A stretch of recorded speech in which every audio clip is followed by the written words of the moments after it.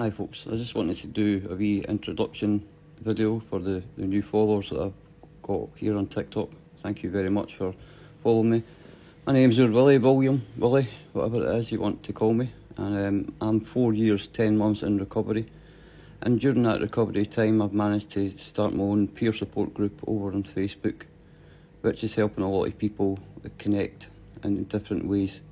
That's really what's helped me in my recovery, is the connections I've made along the way.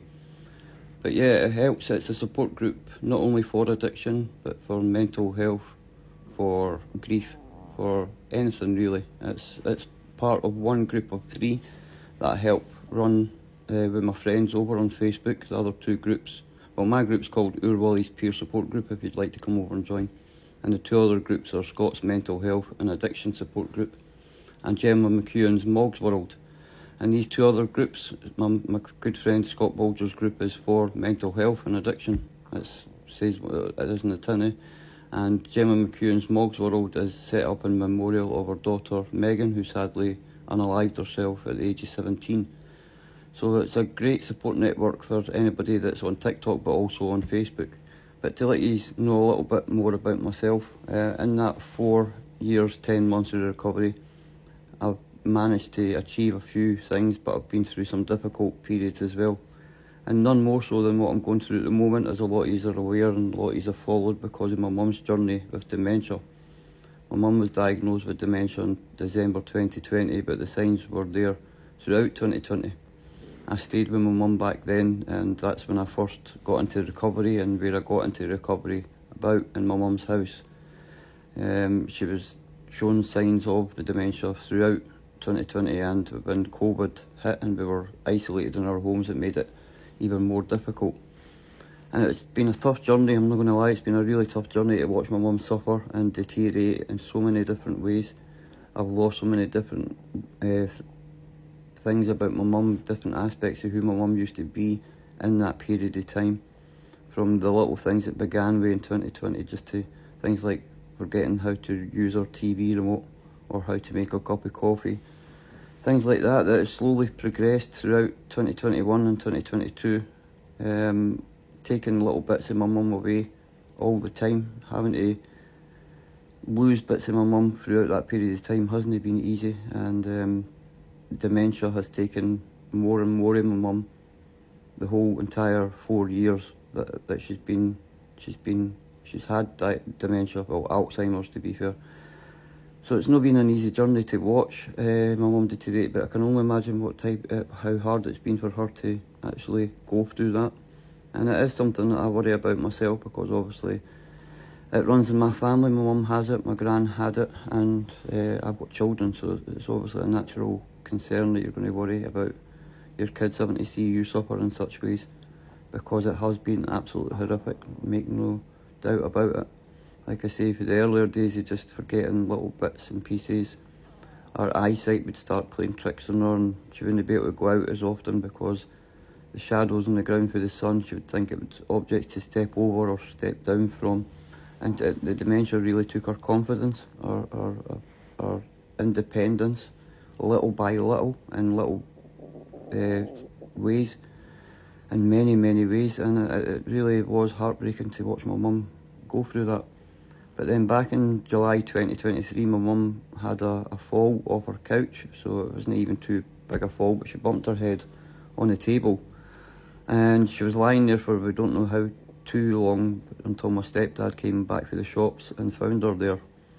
And at that time we got her an ambulance up to the hospital, and she was suffering from delirium and hallucinations and everything like that. She had a urinary tract infection, and she also had COVID.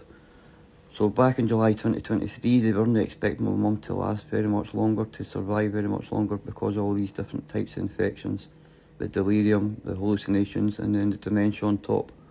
And they did warn us that the dementia may stay like that forevermore. That was always a possibility because of the situation she found herself in back then. And we never ever dreamed back then, because they were saying to us, every day is crucial. She may not make it till the next week. You know what I mean? That type of thing. She wasn't eating for the first 30 odd days when she was in hospital. So that was really worrying, because they said up to 30 days is a crucial point for eating, and she wasn't eating. But thankfully she started fighting back, and she started eating little bits and pieces and drinking and things like that. And slowly but surely the delirium gradually lessened. The hallucinations stayed the same, and the dementia stayed the same, unfortunately. And that's 19 months later now. My mum is still on end-of-life care. She's miles away from her family in a care home, where she needs to be for her own safety, to be quite honest with you, for her own care. They take great care of her where she is. But it's so sad what dementia has done to my mum, taking every single bit of her away from her, from us. Even in person, it's like I say, she's miles away in a care home, and she's bedbound, not able to do anything.